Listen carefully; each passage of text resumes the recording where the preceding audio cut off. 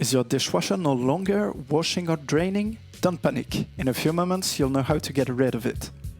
To do so, you'll need a basin or a container of some kind, a natural heavy-duty sponge, an old toothbrush, and maybe white vinegar gel.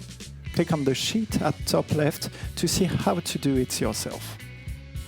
Start by removing the bottom drawer to access your dishwasher's tank.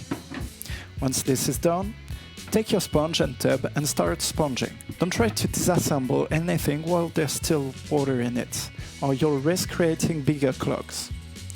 When there's no more water left, remove the rotating arm from the bottom of your dishwasher by pulling on it, then remove the filter by turning it a quarter turn before lifting it out. Put everything in your sink and clean it with your favorite dishwashing utensil and a little washing up liquid.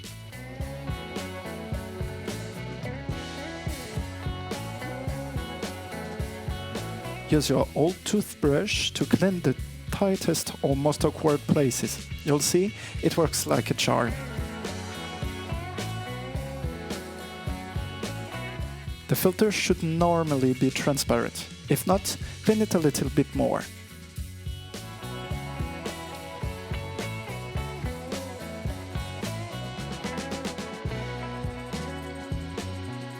When it's clear, rinse it out and remove any residue to avoid clogging your sink.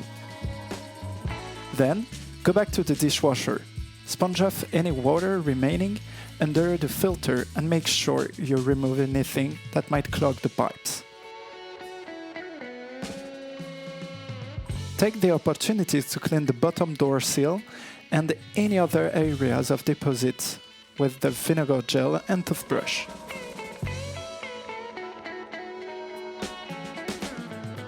When that's done, put your filter cleared as a whistle back on, and then the rotating arm.